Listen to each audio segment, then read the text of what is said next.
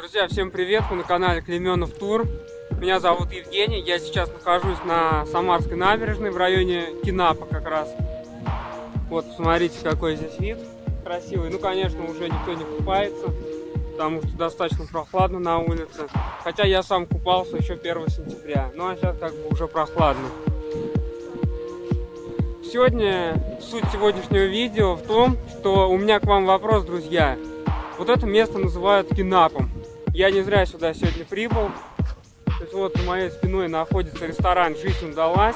Ну и вообще вот это все место, да, за моей спиной, начиная вот примерно отсюда и заканчивая вот где это желтое здание. Вот это все место. Представляете, да, какая территория большая? Я там сейчас вам еще покажу.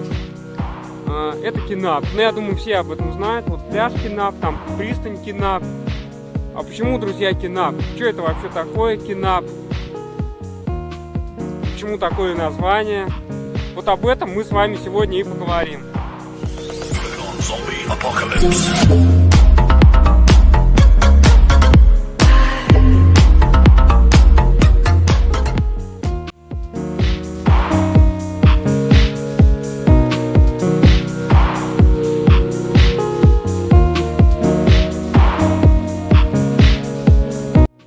Друзья, ну давайте сначала я чуть-чуть вам покажу территорию этого Кинапа. Потом, скорее всего, я перемещусь в какое-нибудь более уютное место для того, чтобы вам все рассказать. Изначально я планировал, по ходу дела все рассказывать, но сейчас я свое решение изменил. То есть мне кажется, что более лучше будет переместиться в какое-то более уютное место и уже все подробно вам рассказать, что да как. Все смотрим. Вот это, друзья, чтобы вы понимали, ресторан «Утес». Вот там за моей спиной сейчас находится ресторан «Жизнь удалась». Вот это вот «Утес». Прямо вот на берегу реки. Вот такой вот ресторанчик. Вот это вся территория Кинап. И за этим рестораном, конечно, я сейчас туда пройду. Ночные клубы, бар, ну и чё. Да, все, я думаю, знают по Чесноку, Марракеш, Потрачено, ну и так далее. Это все находится здесь, на территории Кинапа. И вот, кстати, пристань, и она так и называется, там, по-моему, чуть дальше. И она также называется тоже пристань Кинап. Вот сегодня мы с вами и поговорим, что это такое Кинап, почему такое название вообще и откуда оно взялось. Все, смотрим далее.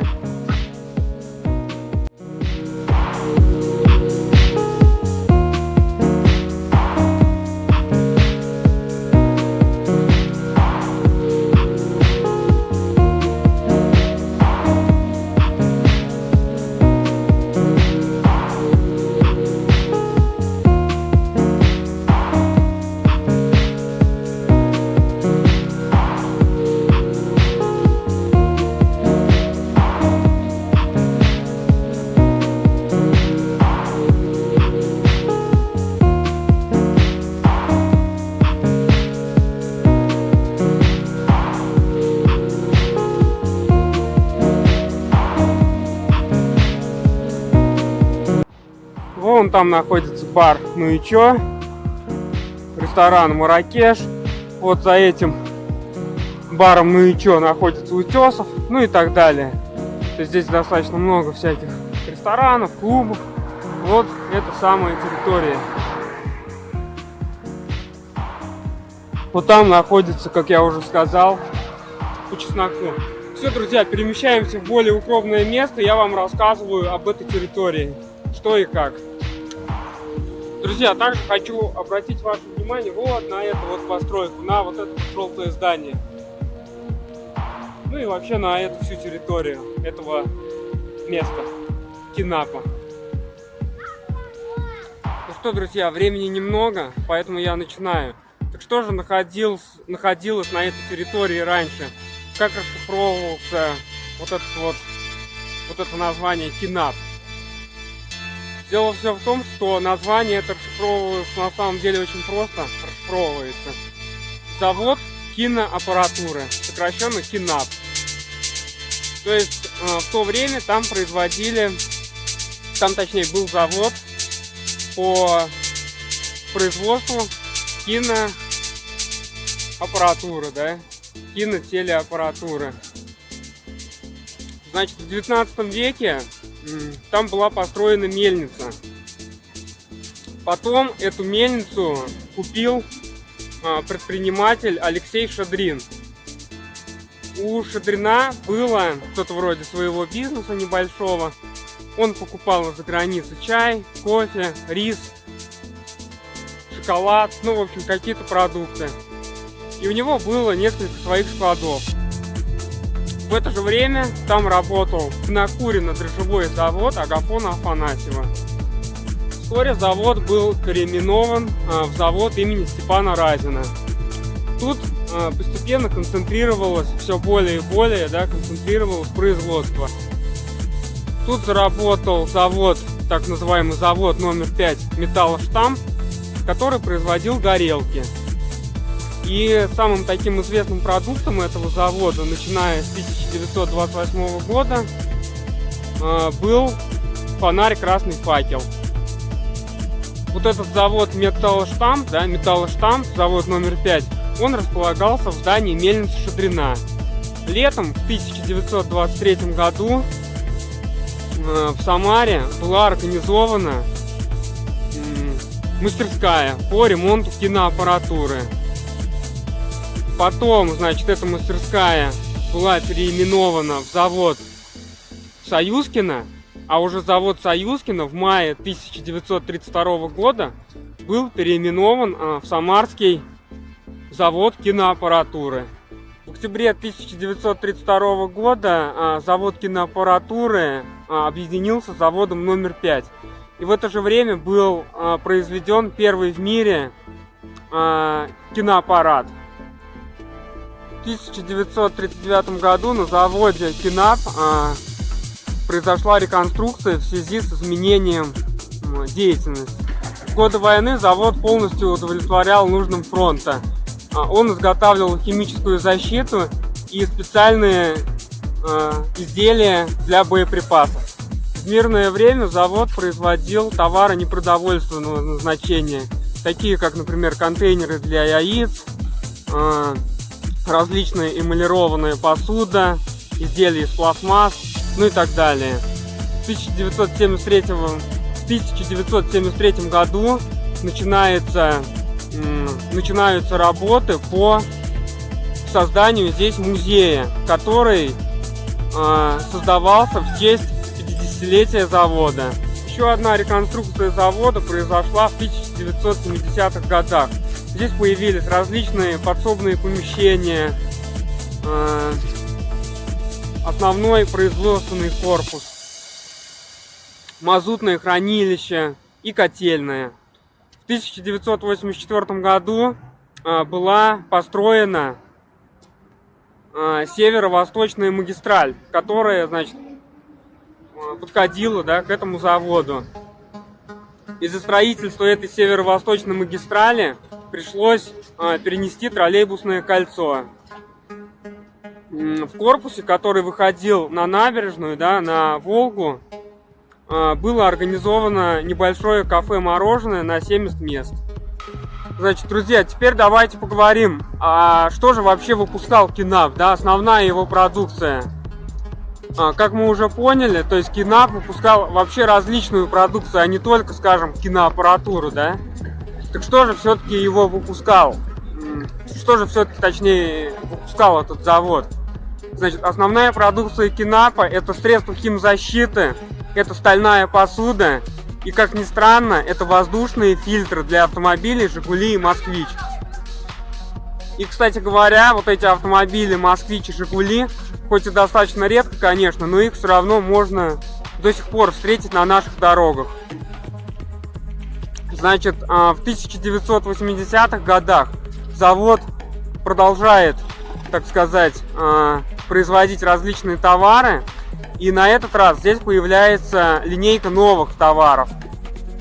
Это, например, такие товары, как санки-ледянки, салатники, игрушки, миска, коническая кастрюля, ну, в общем, что-то такое.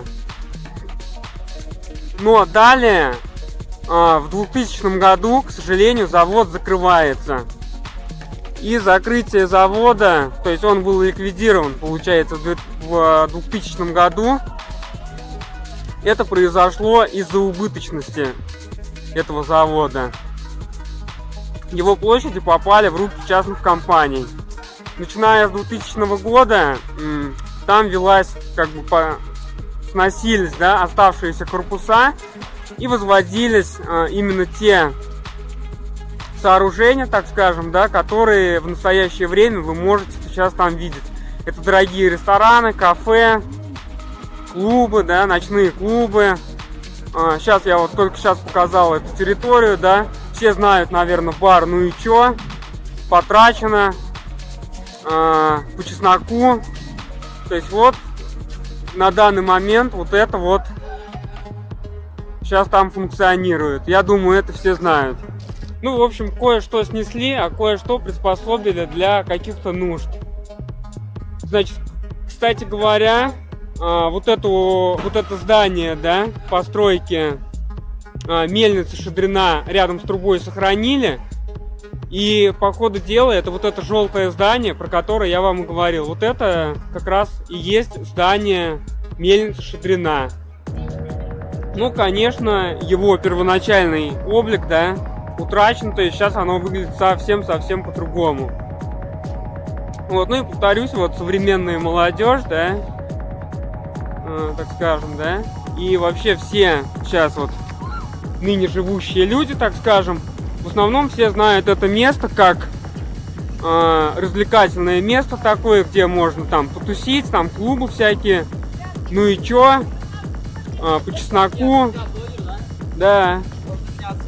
Да. Давай видеоролик, короче. Привет, да.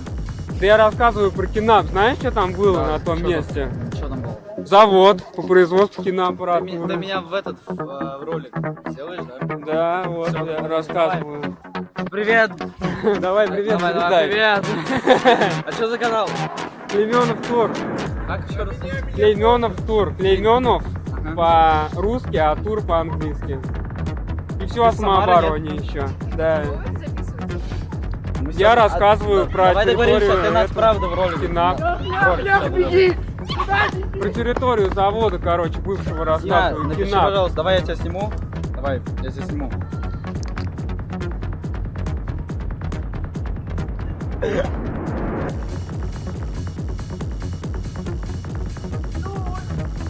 Так, сейчас английский надо сделать. Вот. ВК Даня Данилян. Эрдан Кургулс.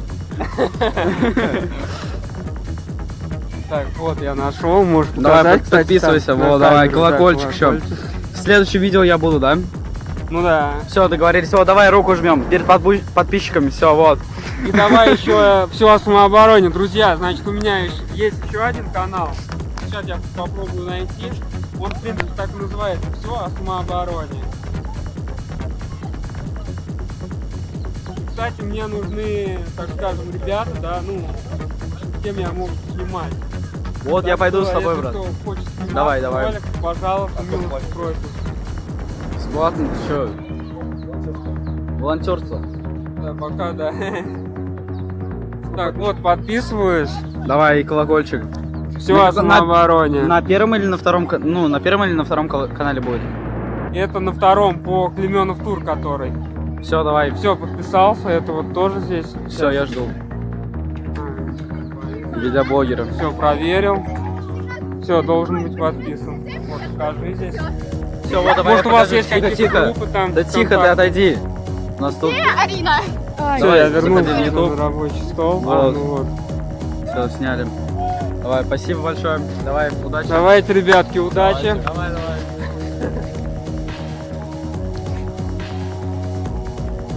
Вот, то есть, еще раз, да, эта территория, раньше там был завод, я уже все рассказал. Сейчас это территория, там клубы, рестораны, то есть, ну, я, в принципе, все показал в начале. Но я думаю, что все знают, да, бар «Ну и чё?». потрачено, тренажерка, ну и в общем всякое такое. Все, друзья, ставьте этому видео лайк, обязательно подписывайтесь на мой канал. В описании я добавлю ссылку на свой второй еще YouTube канал по самообороне. И до новых встреч всем! Zombie apocalypse.